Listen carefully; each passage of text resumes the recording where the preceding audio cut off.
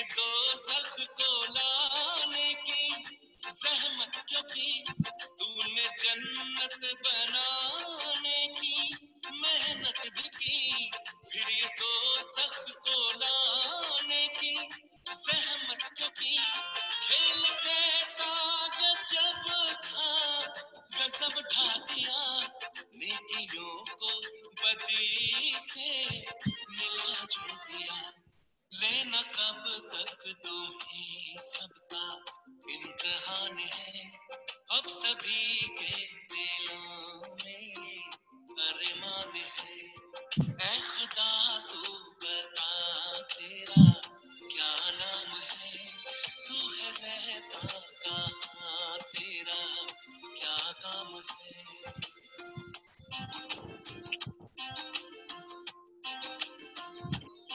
ऐ खुदा, ऐ खुदा तू बता तेरा क्या नाम है।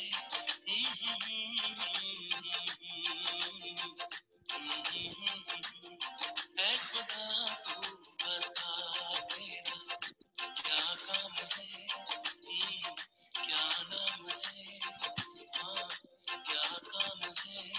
ऐ खुदा, ऐ खुदा, ऐ खुदा,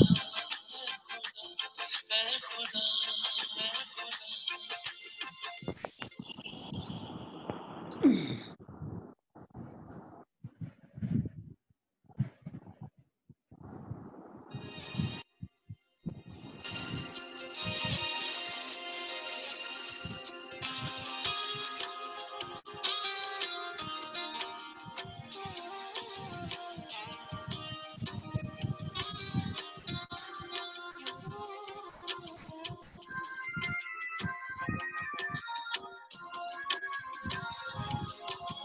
जैसा सोचोगे तुम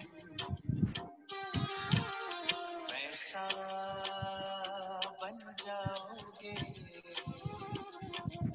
जैसा कर्म होगा वैसा फल पाओगे। सृष्टि कर्म का आधार है, खुद का कर लो दर्शन, यही जीवन का सार है, यही जीवन का सार है। जैसा सोचोगे तुम वैसा बन जाओगे, जैसा कर्म होगा वैसा फल पाओगे।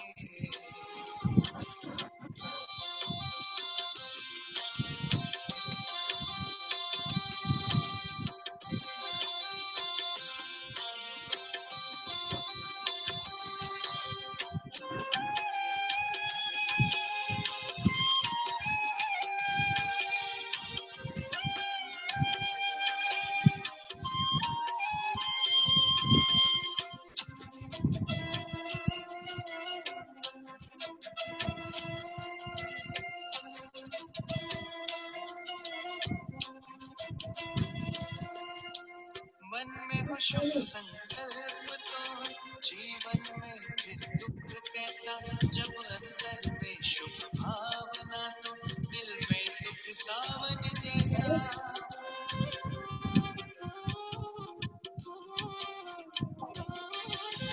हार कर जो ना हारे, जीत उसी की होती है, घनघोर अंधेरे में भी जलती जगमग उसकी ज्योति है।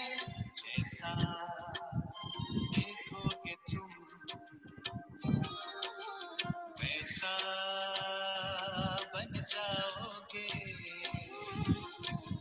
जैसा चाहोगे तुम वैसा बन जाओगे।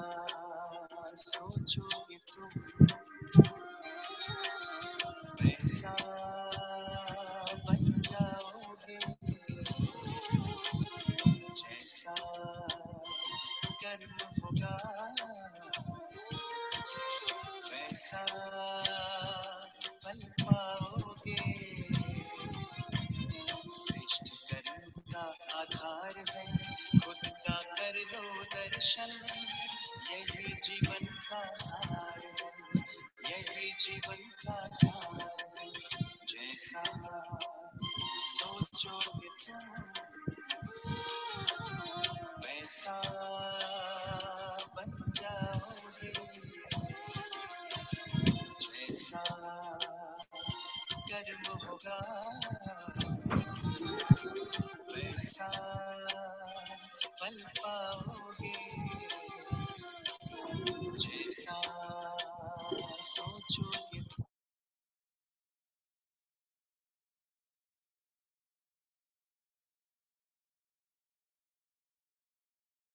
वैसा कर्म होगा,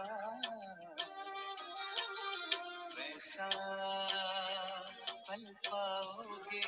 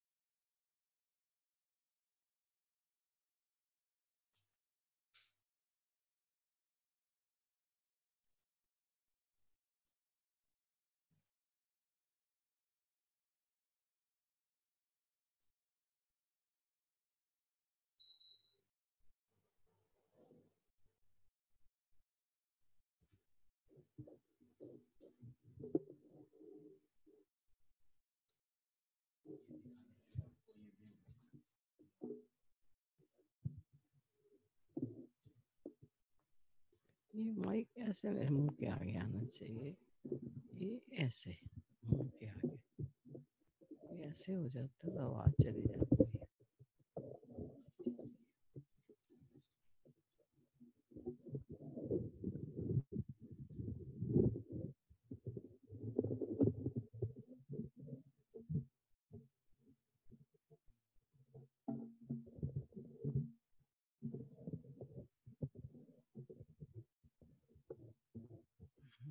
ऐसे होना चाहिए, थोड़ा ऊंचा हो, इधर हो थोड़ा, और ऊंचा थोड़ा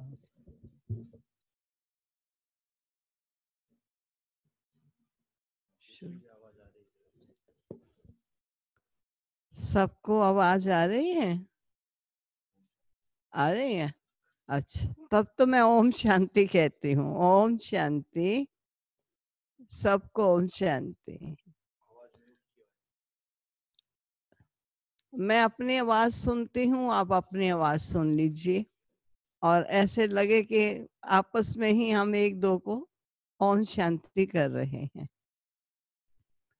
आज आपको मालूम होगा कि आज वो दिन है जब फाइटर विमान के द्वारा, मिलिट्री के फाइटर विमान आज फूल गिराएंगे। शाम को 5 बजे से 8 बजे तक शिवानी बहन और देश की कुछ मुख्य हस्तियों से मुलाकात होगी 3 घंटे की। और आज ही हम अपने देरावाल सेवा केंद्र की सालगिरह भी महावाक्यों के बाद मनाएंगे, क्योंकि इसके पूरे 20 वर्ष पूरे हुए और 21वें साल में देरावाल सेवा केंद्र आगे बढ़ा है। इसलिए उसकी बढ़ोतरी का, और 20 साल बहुत सुंदर रूप से उसके बीते। आप सब रत्नों ने उसमें जन्म लिया, बहुतों ने उसमें जन्म लिया, तो उन सब की भी यादगार याद दिवस, जन्मदिन कहेंगे, और सेवा केंद्र का भी जन्मदिन कहेंगे, वो मनाया जाएगा। बाकी आजकल ये सेवा केंद्र, सभी सेवा केंद्र ही नहीं, घर घर हर एक फ्री है। चाहे लौकिक स्थूल काम तो है, किसी के ऑफिस के काम भी जो घर में करने पड़ते हैं वो भी चाहे है, लेकिन फिर भी फ्री मूड है। तो मैं आज सोच रही थी कि जब ये पुरुषोत्तम संगम युग चल रहा है और कल्याणकारी युग है, इस युग में ब्राह्मण बच्चों का विशेष कल्याण है, क्योंकि उन्होंने कल्याणकारी को समझा है और कल्याणकारी युग के महत्व को जाना है। इसलिए जब अभी सुना कि फिर से लॉकआउट हुआ है, तो मेरे को आया कि पुनः लॉकआउट होने का मतलब क्या है, कि बाबा अभी भी हमको समय दे रहे हैं। बच्चे, अभी भी समय है। सर्व विश्व की आत्माओं को अगर योग का साकाश नहीं दिया तो दे दीजिए। दुखी, रोगी, परेशान आत्माओं की अगर सेवा की ब्लेसिंग्स आपने नहीं ली तो अभी भी समय है कि आप ब्लेसिंग ले लीजिए। अगर आपने अभी भी योग लगाने में कुछ, जिसको बाबा ने कहा बेबी से भी बेबी बच्चे बन गए हैं, जो ये कहते हैं बाबा याद नहीं रहता, बाबा ने कहा ये याद का बल अभी भी एकत्रित कर सकते हो। क्योंकि जब आत्मा को अपने स्वरूप की स्मृति और बाप की स्मृति होगी, तभी वो विकर्मों से स्वयं को मुक्त कर सकती। और जिसका परिणाम बाबा ने कहा था कि अंत समय जब दिव्य साक्षात्कार होंगे, तो जिन आत्माओं ने अपनी स्थिति को योग युक्त बनाया, इतना पवित्र बनाया, उनको दिव्य साक्षात्कार स्वयं के, अन्यों के और अपने भविष्य के भी होंगे। अब इन सब चीजों के लिए मुझे ऐसा लगता है कि बाबा हमको तैयार कर रहे हैं। क्यों मैं ये साथ साथ कह रही हूँ? क्योंकि बाबा ने हमको कहा हुआ है फाइनल पेपर इसे नहीं समझना। ये फाइनल पेपर नहीं है, ये फाइनल पेपर से पहले प्रिपरेशन है, तैयारी है। एक समय ऐसा आएगा, फाइनल पेपर का समय, जब आपको समय तैयारी का नहीं मिलेगा। आप कहेंगे अभी हम थोड़ी देर बैठ के योग लगाते हैं, वातावरण में इतना तनाव होगा, खूने नाहक खेल होगा,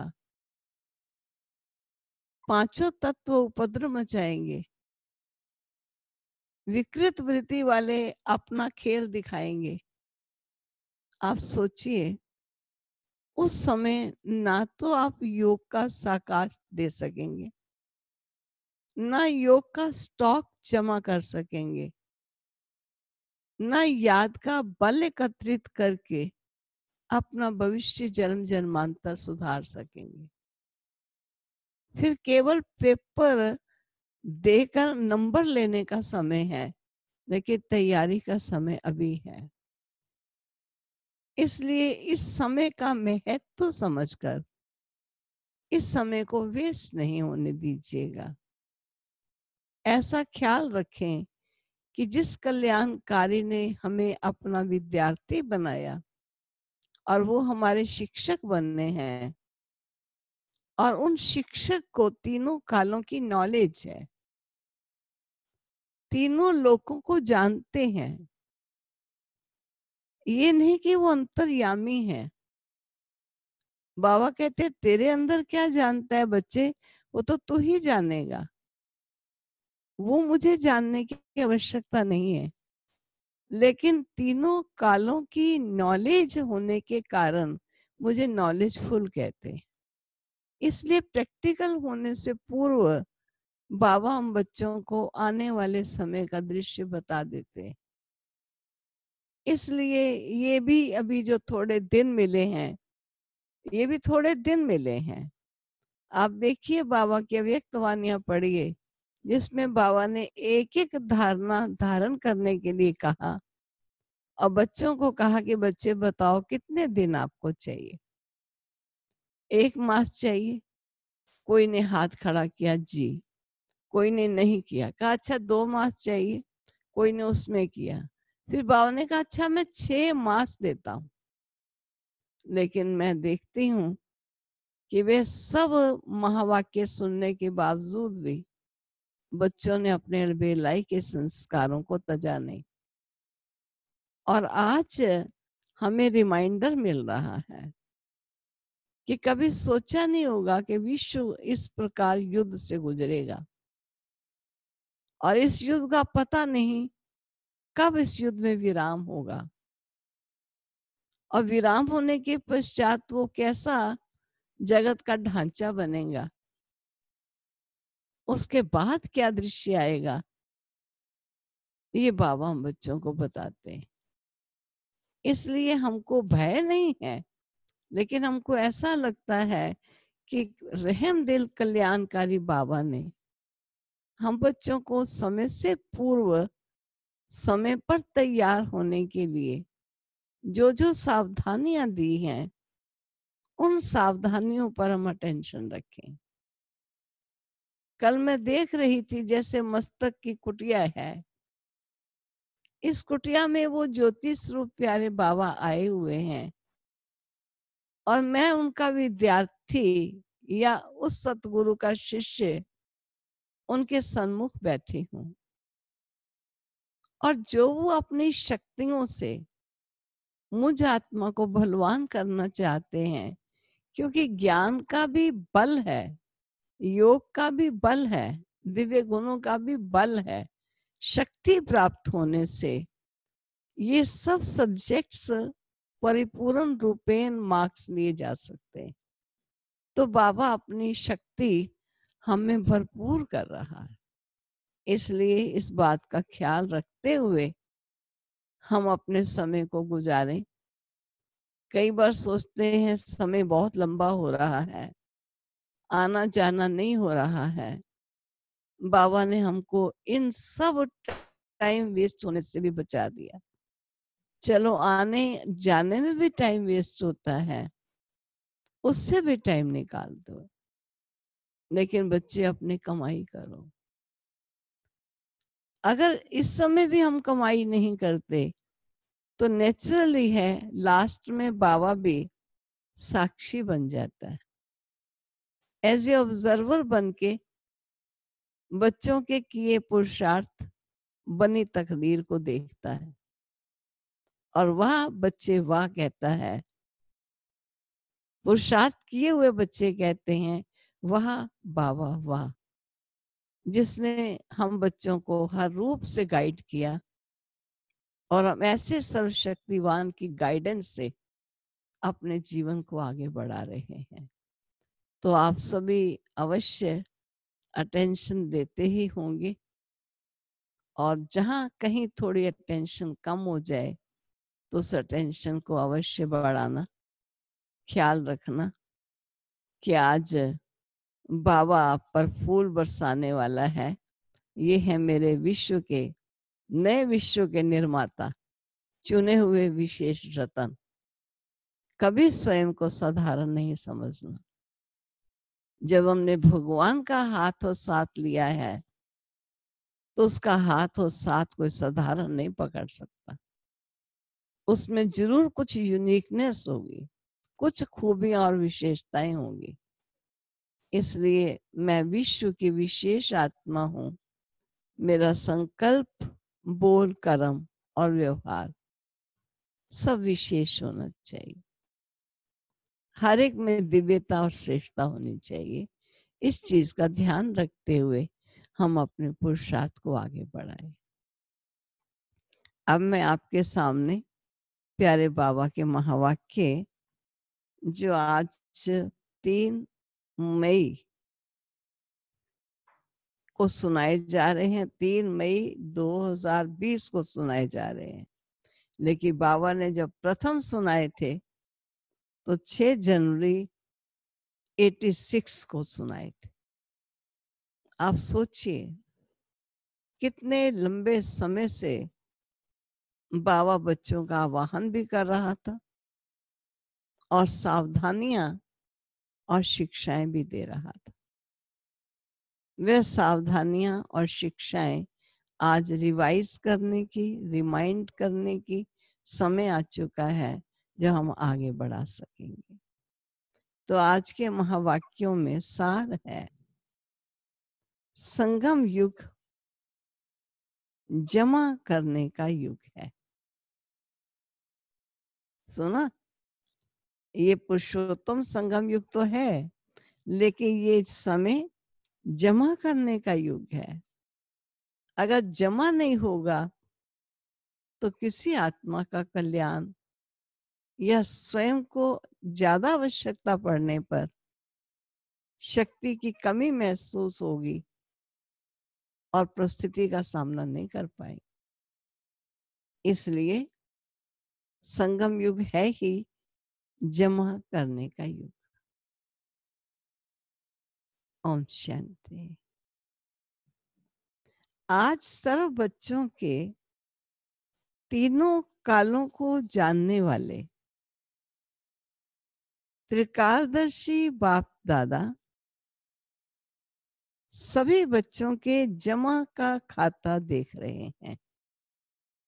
आज सब बच्चों के खाते चेक हो रहे हैं, किसके खाते में कितना जमा है। आप भी देखते हो ना अपना खाता, लेकिन आज बाबा सबके खाते चेक कर रहे हैं। ये तो सभी जानते ही हो कि सारे कल्प में श्रेष्ठ खाता जमा करने का समय सिर्फ यही संगम युग है। फिर खाने ही खाने का युग चलेगा। जमा करने का युग केवल मात्र खाता जमा करने का समय सिर्फ ये संगम युग है। छोटा सा युग है, छोटी सी जीवन। लेकिन इस युग,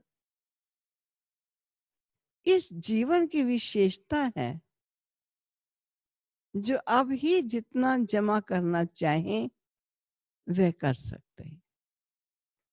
यह है विशेषता इस युग की। जितना जमा करना चाहें कर सकते हैं। इस समय के श्रेष्ठ खाते के प्रमाण पूज्य पद भी पाते हो। जितना आपके पास खाता जमा होगा, ये श्रेष्ठ खाते के प्रमाण पूज्य पद भी पाते हो और फिर पूज्य सुपुजारी भी बनते हो।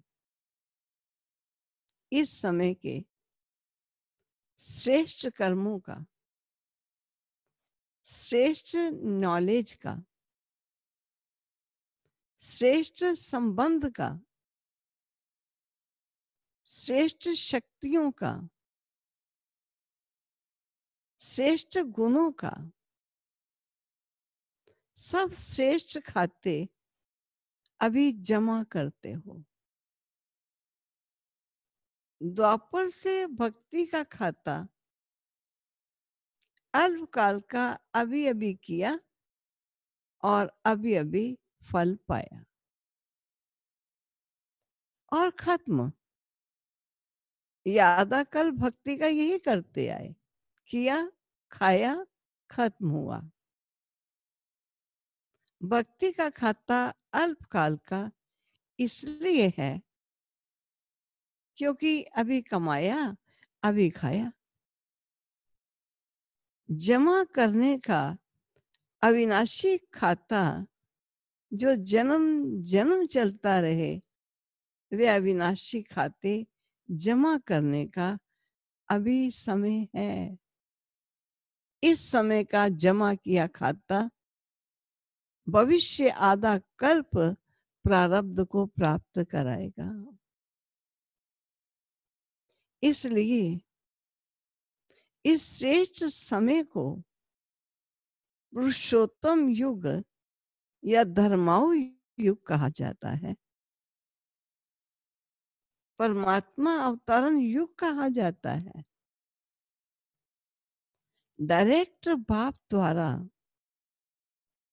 प्राप्त शक्तियों का युग यही गाया हुआ है।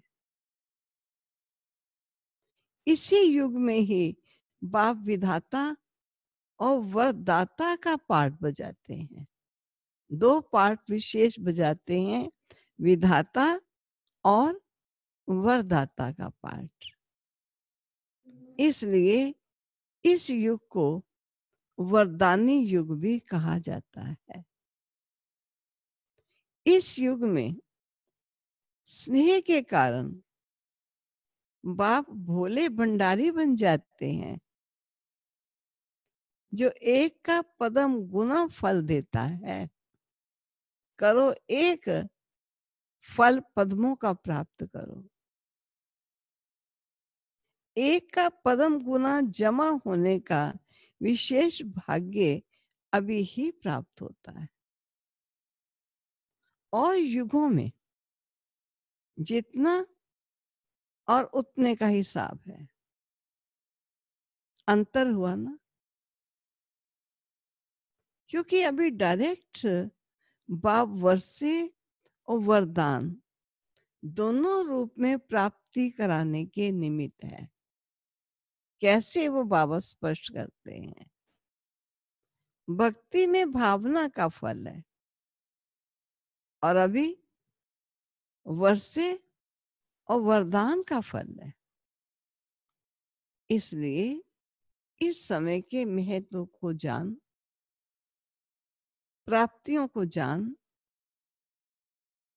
जमा के हिसाब को जान, त्रिकालदर्शी बन,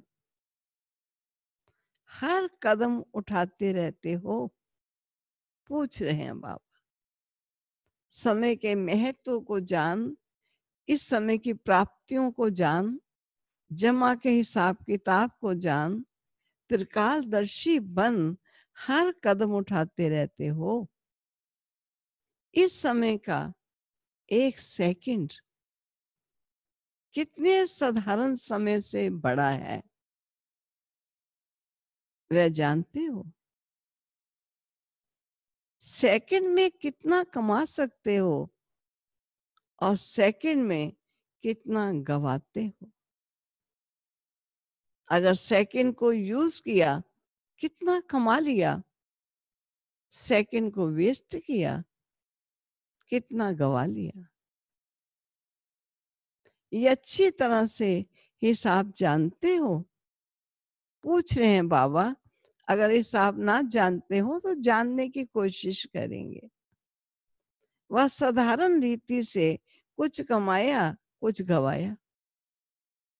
ऐसा अमूल्य समय समाप्त तो नहीं कर रहे हो कि चलो खा के पी के सो के रेस्ट करके, कोई पापड़ पकोड़ा बना करके, कुछ अपने अलमारियां साफ करके, कोई जाला उतार करके।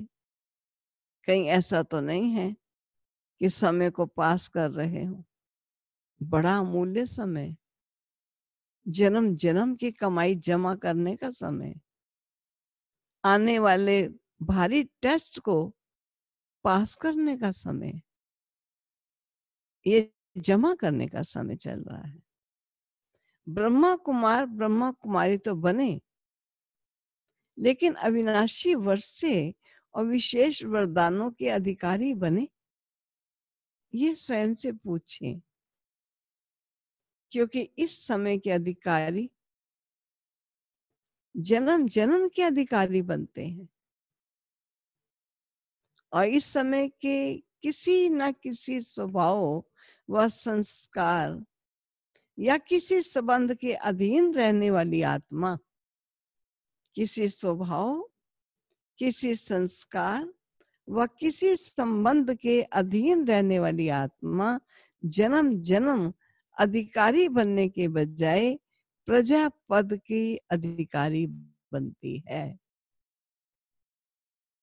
राज्य अधिकारी नहीं है।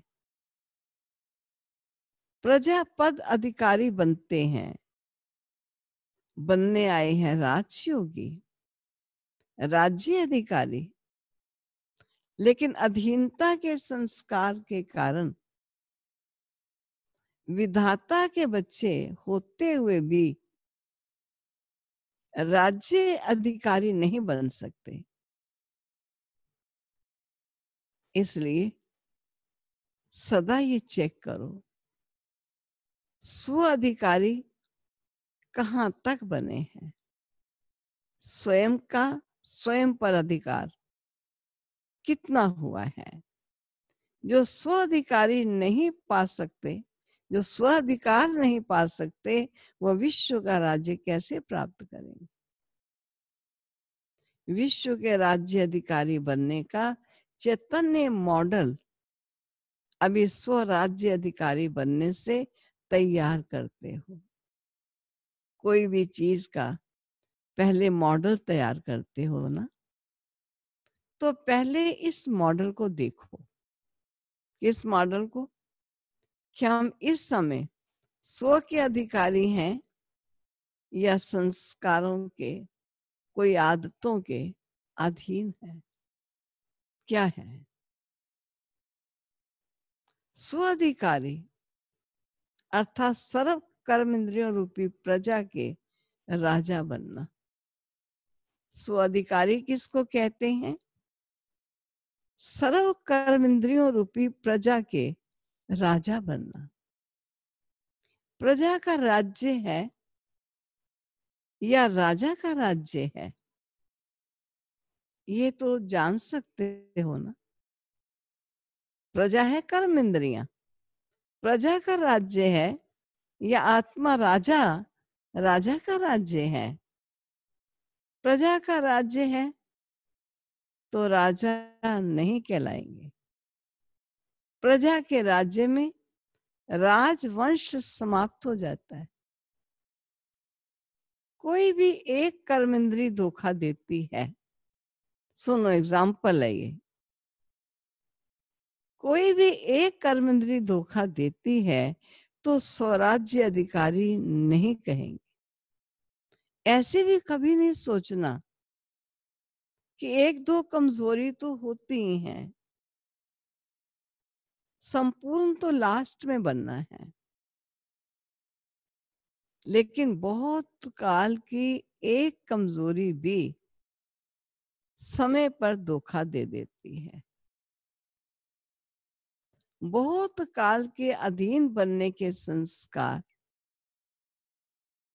अधिकारी बनने नहीं देंगे।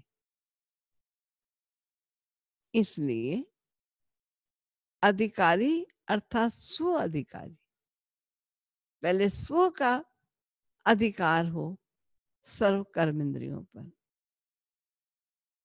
अंत में संपूर्ण हो जाएंगे। इस धोखे में नहीं रह जाना। बहुत काल का स्वाधिकार का संस्कार बहुत काल के विश्व अधिकारी बनाएगा, और थोड़े समय के स्वराज्य अधिकारी थोड़े समय के लिए ही विश्व राज्य अधिकारी बनेंगे। जो अभी बाप की समानता की आज्ञा प्रमाण बाप के दिल तख्त नशीन बनते हैं, वही राज्य तख्त नशीन बनते हैं। जो इस समय बाप के दिल तख्त नशीन बनते हैं, वो भविष्य राज्य तख्त नशीन बनते हैं। बाप समान बनना अर्थात बाप के दिल तख्त नशीन बनना। जैसे ब्रह्मा बाप संपन्न और समान बने, ऐसे संपूर्ण और समान बनो। राज्य तख्त के अधिकारी बनो। किसी भी प्रकार के अलबेलेपन में अपना अधिकार का वर्षा व वरदान कम नहीं प्राप्त करना। तो जमा का खाता चेक करो। नया वर्ष शुरू हुआ है ना, पिछला खाता चेक करो, नया खाता समय और बाप के वरदान से ज्यादा जमा करो। सिर्फ कमाया और खाया ऐसा खाता नहीं बनाओ। अमृत वेले योग लगाया, जमा किया, क्लास में स्टडी कर जमा किया, और फिर सारे दिन में परिस्थितियों के वश व माया के वश, वार के वश, अपने संस्कारों के वश जो जमा किया वो युद्ध करते विजयी बनने में खर्च कर लिया। युद्ध करना पड़ा और उस युद्ध में विजय प्राप्त करने के लिए जो शक्तियां जमा की थी उन सबको खर्च कर लिया। तो रिजल्ट क्या निकली? कमाया और खाया। जमा क्या हुआ? इसलिए जमा का खाता सदा चेक करो और बढ़ाते चलो। ऐसे ही चार्ट में सिर्फ राइट नहीं करो, बस चार्ट बना हुआ है, क्लास किया, टिक लगा दिया, हाँ योग किया, लेकिन जैसे शक्तिशाली योग समय के प्रमाण होना चाहिए वैसे रहा, ये सोचकर टिक लगाओ। समय अच्छा पास किया, बहुत आनंद आया, वर्तमान तो बना, लेकिन वर्तमान के साथ जमा भी किया, इतना शक्तिशाली अनुभव किया। चल रहे हैं, सिर्फ ये चेक नहीं करो, किसी से भी पूछो कैसे चल रहे हो, तो क्या देते हैं बहुत अच्छे चल रहे हैं, लेकिन किस स्पीड में चल रहे हो ये चेक करो। चींटी की चाल चल रहे हो वह रॉकेट की चाल चल रहे हो। इस वर्ष सभी बातों में शक्तिशाली बनने की स्पीड को और परसेंटेज को चेक करो। कितनी परसेंटेज में जमा कर रहे हो? अब 5 रुपया भी कहेंगे जमा हुआ और 500 रुपया भी कहेंगे जमा हुआ। जमा तो किया, लेकिन कितना किया? समझा? क्या करना है? समझाकर फिर बुद्धिवानों के बुद्धिवान पूछते हैं, समझा क्या किया और क्या करना है? गोल्डन जुबली की ओर जा रहे हो, क्योंकि वो मास चल रहा है साल गोल्डन जुबली मनाने का। तो बाबा ने कहा गोल्डन जुबली की ओर जा रहे हो, ये सारा वर्ष गोल्डन जुबली का है ना, तो चेक करो हर बात में गोल्डन एज्ड अर्थात सतो प्रधान स्टेज है, ये चेक करनी।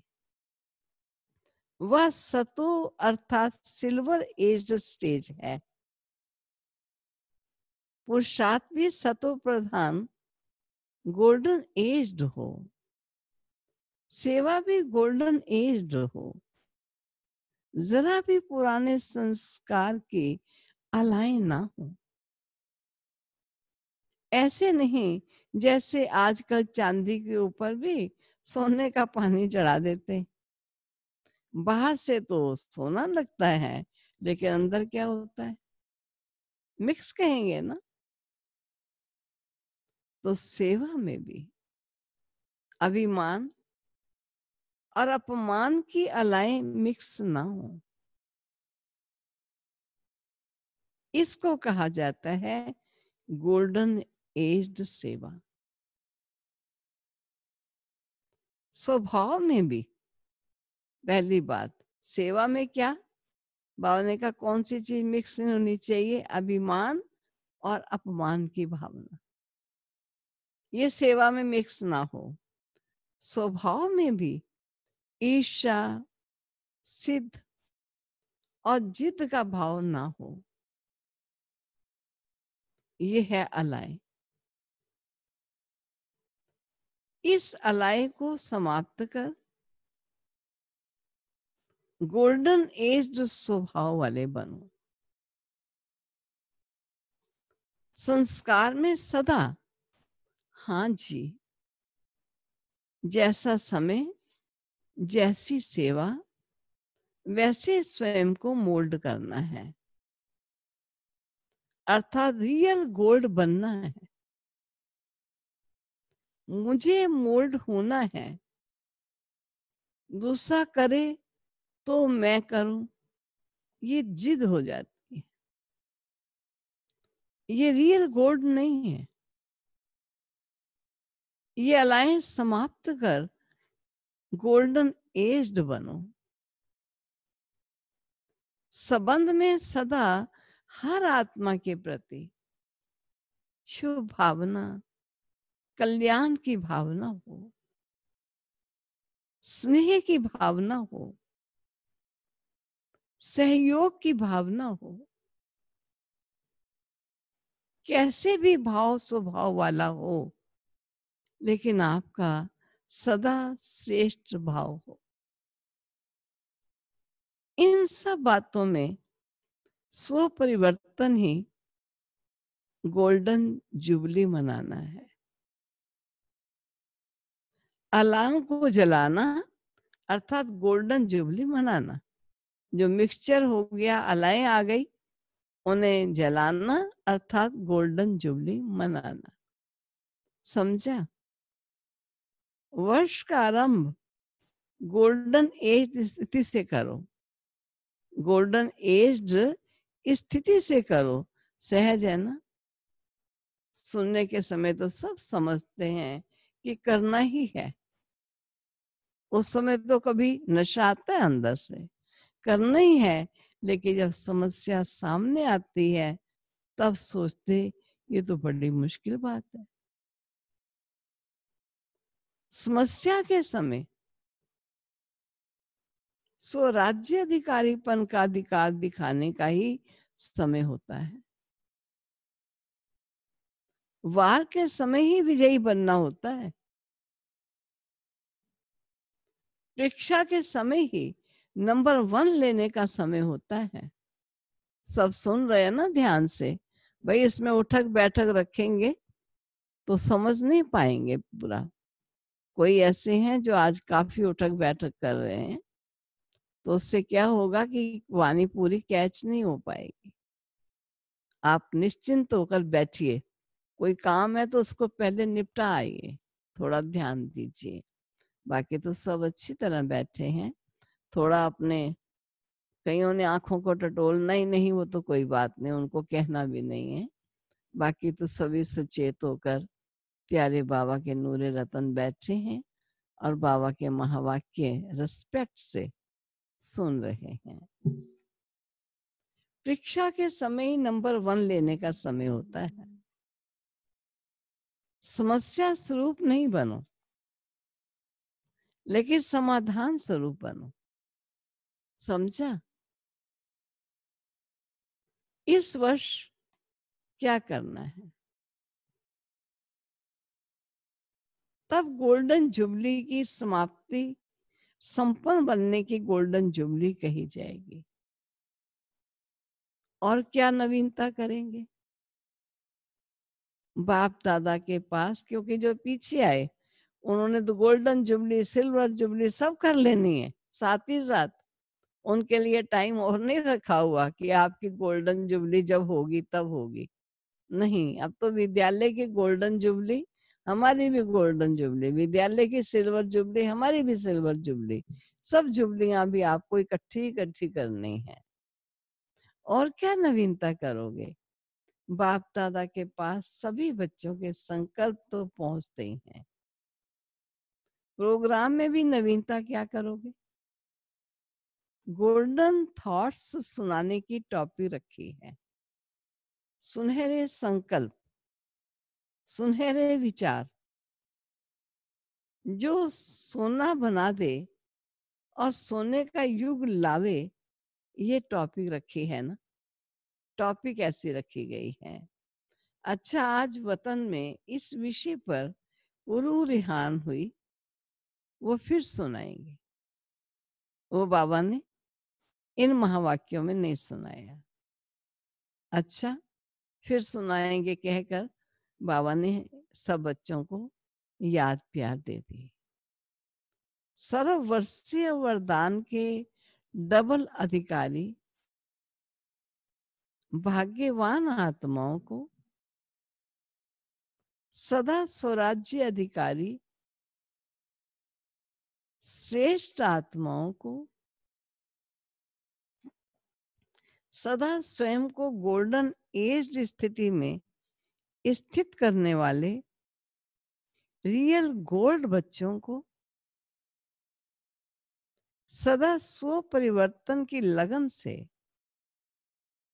विश्व परिवर्तन में आगे बढ़ने वाले विशेष आत्माओं को बाप दादा का याद प्यार और नमस्ते।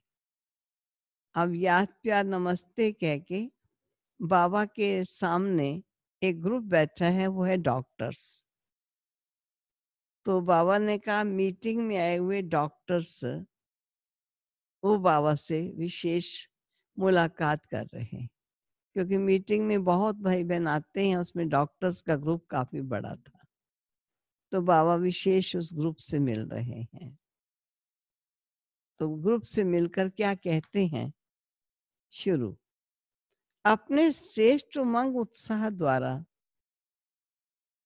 अनेक आत्माओं को सदा खुश बनाने की सेवा में लगे हुए हो ना। डॉक्टर्स का विशेष कार्य ही है हर आत्मा को खुशी देना। पहली दवाई खुशी है। खुशी आदि बीमारी खत्म कर देती है। तो रूहानी डॉक्टर्स अर्थात खुशी की दवाई देने वाले बाबा के सब बच्चे रूहानी डॉक्टर्स है। वास्तव में वो डबल डॉक्टर कहलाएंगे, खुशी की दवाई देने वाले। तो ऐसे डॉक्टर हो ना, एक बार भी खुशी की झलक आत्मा को अनुभव हो जाए तो वे आत्मा सदा खुशी की झलक से आगे उड़ती रहेगी। तो सभी को डबल लाइट बनाए उड़ाने वाले डॉक्टर्स होना।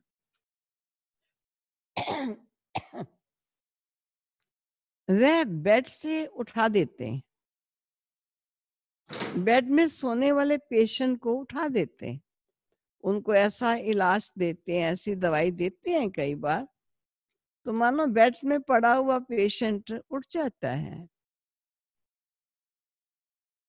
चला देते हैं और आप पुरानी दुनिया से उठाए नई दुनिया में बिठा दो, ऐसे प्लान बनाए हैं ना। बाबा कहते हैं ऐसा प्लान बनाओ। मुझे याद आ रहा है इस समय हमारी मद्रास की, जिन्होंने लगभग 350 सेवा केंद्र खोलने के निमित्त बनी थी, रोजी बहन बहुत बीमार थी हॉस्पिटल में और यहाँ तक कि करवट नहीं ले सकती थी। तो दादी ने उसको कहा उठो उठो, क्यों पड़ी हो, तुम शिव शक्ति होकर पड़ी हो, क्यों अच्छा लग रहा है बेड पर पड़ना, उठो, उठकर खड़ी हो जाओ। तो दादी ने उमंग उल्लास दिलाया और दादी को जल्दी में फ्लाइट में जाना था और दादी उसको हाथ मिलाकर आ गई। इतने में क्या देखा कि दादी जब तक लिफ्ट में चढ़े तब तक वो दादी को लिफ्ट में विदाई देने पहुंच गई। उसका डॉक्टर देखकर आंखें फाड़ कर देखने लगा कि क्या ये वही पेशेंट है या कोई और है। जो पेशेंट अपने आप अपनी कमर नहीं मोड़ सकता था बेड से, वो लिफ्ट के पास कैसे खड़ा हो गया। तो उसने कहा ये दादी, ये बहुत बड़ा सर्जन है, इन्होंने मुझे उठा दिया, चला दिया, मैं ठीक हूँ। तो मैं देखती हूँ कि खुशी, उमंग, उल्लास और ईश्वरीय शक्ति क्या नहीं कर सकती। लेकिन बात है इतनी शक्ति हम सब अपने में एकत्रित कर लें, ताकि ऐसे समय पर स्वयं को या अन्य की सेवा में यूज हो सके। तो बाबा ने कहा, डॉक्टर बेड में सोने वाले पेशेंट को उठा देते हैं, चला देते हैं, वो तो दवाइयों से करते हैं। आप पुरानी दुनिया से उठाए, नई दुनिया में बिठा दो। ऐसे प्लान बनाए हैं ना, रूहानी इंस्ट्रूमेंट यूज करने का प्लान बनाया है।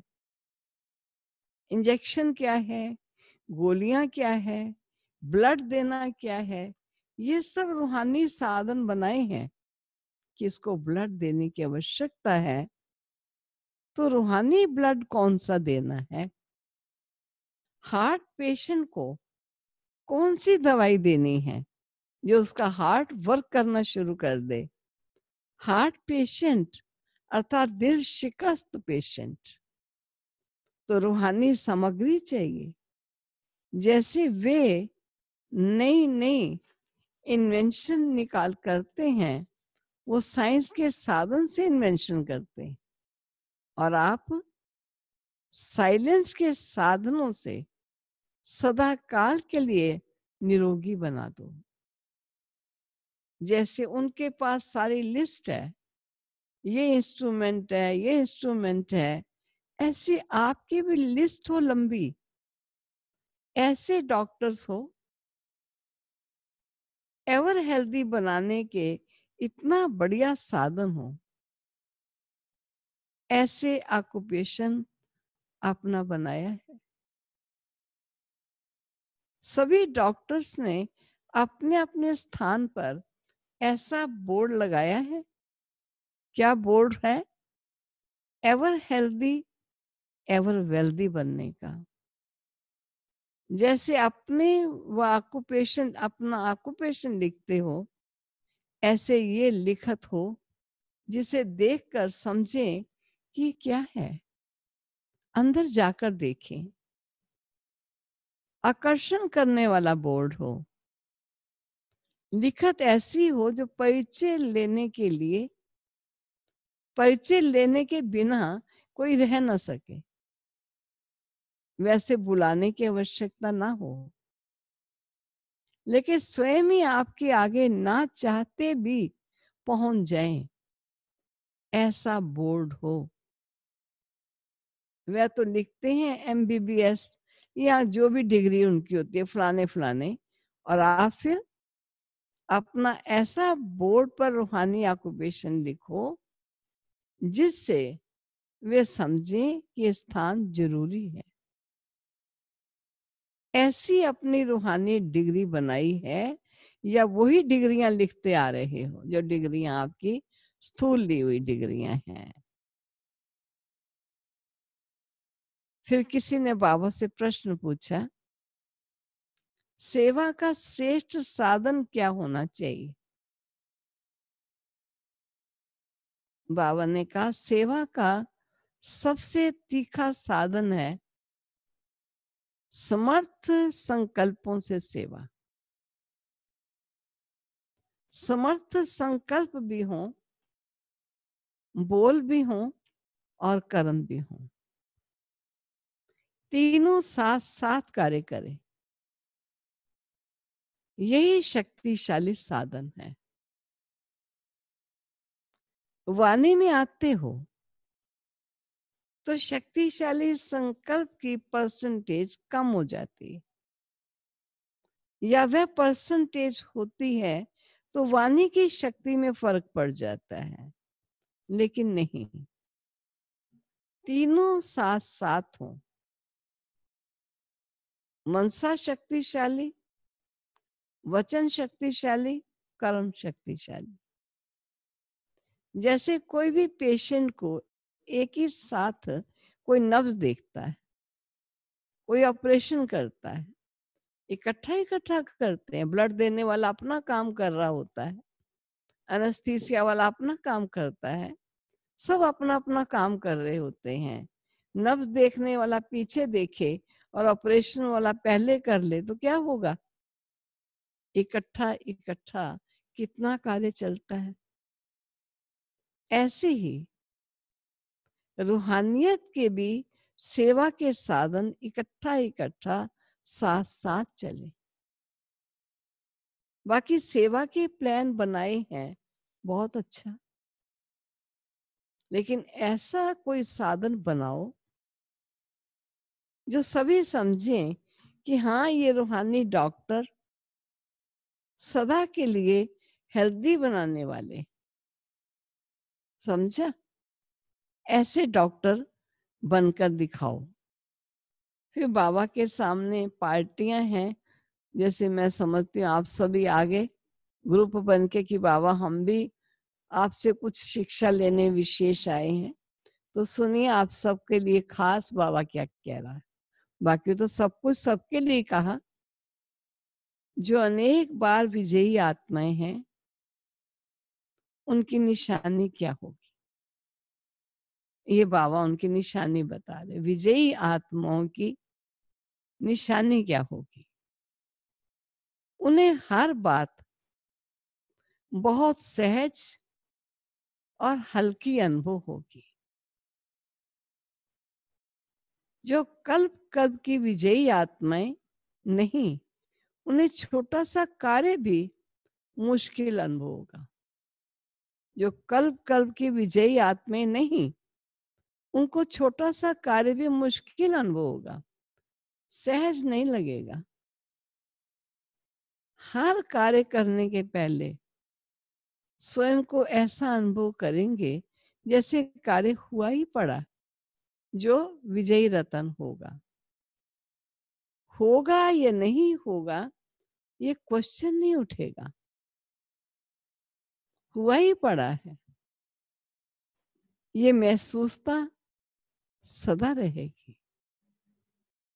पता है सदा सफलता है ही, विजय है ही। ऐसे निश्चय बुद्धि होंगे, कोई भी बात नई नहीं लगेगी। बहुत पुरानी बात है। इसी स्मृति से स्वयं को आगे बढ़ाते रहेंगे। फिर बाबा के पास एक छोटा सा ग्रुप और आया।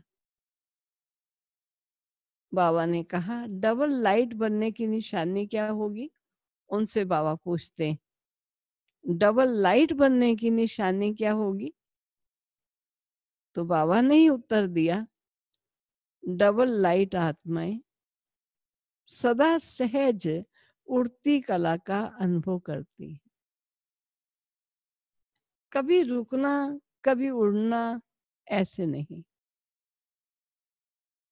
सदा उड़ती कला के अनुभवी ऐसी डबल लाइट आत्माएं ही डबल ताज की अधिकारी बनती। डबल लाइट वाले स्वतः ही ऊंची स्थिति का अनुभव करते। कोई भी परिस्थिति आए, याद रखो हम डबल लाइट हैं। बच्चे बन गए अर्थात हल्के बन गए, कोई भी बोझ नहीं उठा सकते। सुना? अच्छा, ओम शांति। आज बाबा ने कहा ओम शांति। ऐसे मीठे प्यारे बाबा को, मीठे प्यारे बच्चों की याद, प्यार, गुड मॉर्निंग और नमस्ते। वरदान है आज। शुभ चिंतन और शुभ चिंतक स्थिति के अनुभव द्वारा, शुभ चिंतन और शुभ चिंतक स्थिति के अनुभव द्वारा ब्रह्मा बाप समान मास्टर दाता भव। ब्रह्मा बाप समान मास्टर दाता भव। ब्रह्मा बाप समान मास्टर दाता बनने के लिए, सुनना स्पष्टीकरण है ये, ब्रह्मा बाप समान मास्टर दाता बनने के लिए ईर्ष्या, घृणा और क्रिटिसाइज, इन तीन बातों से मुक्त रहकर सरल के प्रति शुभ चिंतक बनो और शुभ चिंतन स्थिति का अनुभव करो। क्योंकि जिसमें ईर्ष्या की अग्नि होती है वो स्वयं जलते हैं, दूसरों को परेशान करते हैं, घृणा वाले खुद भी गिरते हैं, दूसरे को भी गिराते हैं, और हंसी में क्रिटिसाइज करने वाले आत्मा को हिम्मतहीन बनाकर दुखी करते हैं। इसलिए इन तीनों बातों से मुक्त रह शुभ चिंतक स्थिति के अनुभव द्वारा दाता के बच्चे मास्टर दाता बनो। सुना स्लोगन, मन, बुद्धि और संस्कारों पर संपूर्ण राज्य करने वाले स्वराज्य अधिकारी बनो। मन, बुद्धि और संस्कारों पर संपूर्ण राज्य करने वाले स्वराज्य अधिकारी बनो।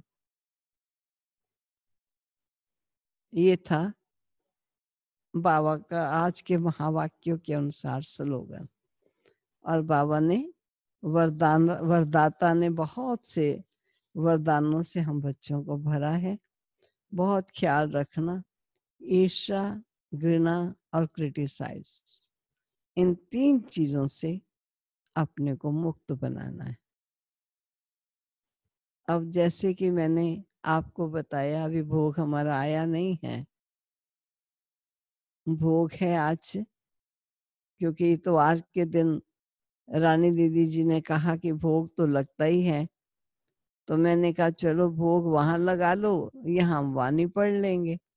कहा नहीं, आप भी लगाओ। तो हमने कहा ठीक है, हम तो बर्थडे मनाएंगे, अपने सेंटर की सालगिरह भी मना लेंगे, भोग भी लगाएंगे, और आप सबको खिला तो सकते नहीं हैं, हम स्वयं भी बनाते हैं, आप सबको इमर्ज करते हैं और स्वयं खा लेते हैं। हाँ, कुछ बाबा के बच्चे अचानक ऐसे पहुंचते हैं जो पास हैं या किसी कारण से आ सकते हैं, तो हमने भी एक छिक्का सा बनाया हुआ है ऊपर से, वो जो भेजते हैं वो ऊपर आ जाता है, हम जो देते हैं वो नीचे चला जाता है। इस प्रकार वहां से वही रिश्ता जुड़ता रहता है। और आज अपनी पीतमपुरा की उषा बहन ने खास, क्योंकि उनका इस संडे में हमेशा और प्यारे बाबा को भोग स्वीकार कराएंगे। हम कोशिश करेंगे कि बाबा भोग स्वीकार करे और हम सबको कुछ ना कुछ मैसेज दे। तो सुनेंगे ना हम प्यारे बाबा का संदेश भी, क्या बाबा हमको संदेश देते हैं। तो भी हम सब बहनें प्यारे बाबा को भोग लगाएंगे। और आप सब जहां जहां भी बैठे हैं वहां वहां कुछ करना है तो कर लीजिए, निवृत्त हो जाइए, बिल्कुल जल्दी से जल्दी आइए। और बाबा को अभी हम सब भोग लगाएंगे, सब बैठेंगे। बहुत देर हो रही है, 8:20 हो रहे हैं। ले आए, ले ले आए ना।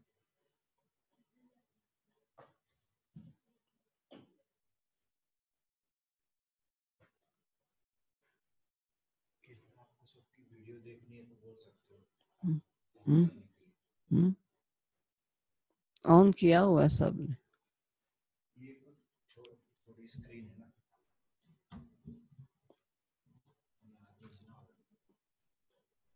पीछे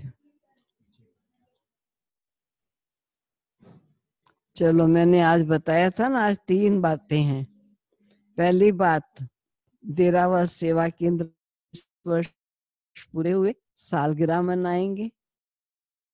उषा बहन ने खास आज योग का भोग का प्रोग्राम दिया, भोग लगाएंगे। और तीसरी बात, एक बात ये भी बतानी थी, 12 मई को जगदीश भाई साहब का दिन आता है, तो 12 मई को खास भाई साहब के लिए हम प्यारे बाबा को भोग लगाएंगे। तो इन एडवांस आप सबको बताया है। अब खुला तो है नहीं, इन एडवांस बताने का फायदा तो नहीं है, लेकिन चलो जैसे अभी भोग स्वीकार करेंगे, स्वीकार कराएंगे, वैसे ही स्वीकार करेंगे या कराएंगे।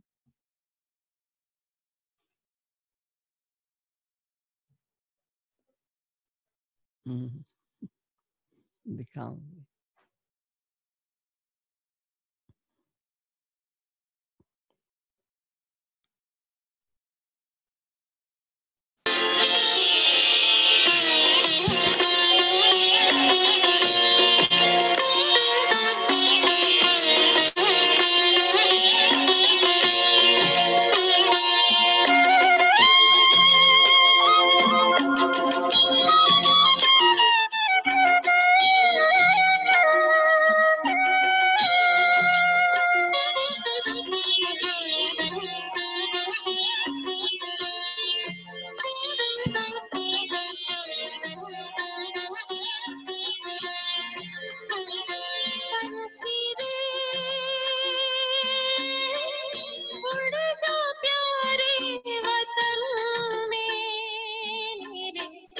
अंबर के उस पार पंछी रे, उड़ जा प्यारे वतन में, नीले अंबर के उस पार।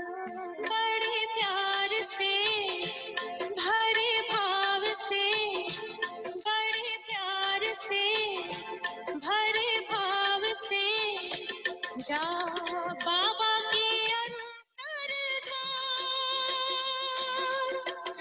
उड़ जा प्यारे वतन में, नीले अंबर के उस पार पंछी रे।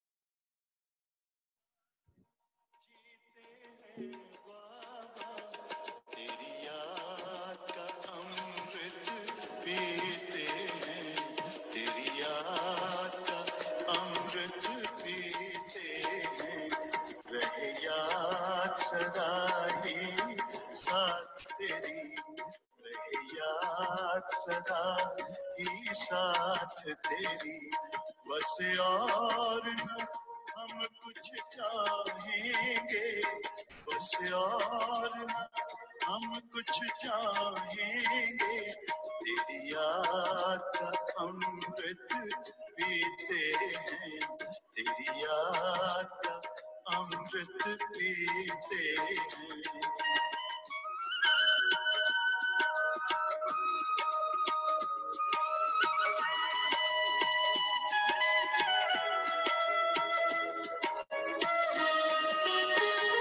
जो पल बीते तेरी यादों में, जो पल बीते तेरी यादों में, वो पल अविनाशी होते हैं, वो पल अविनाशी होते हैं।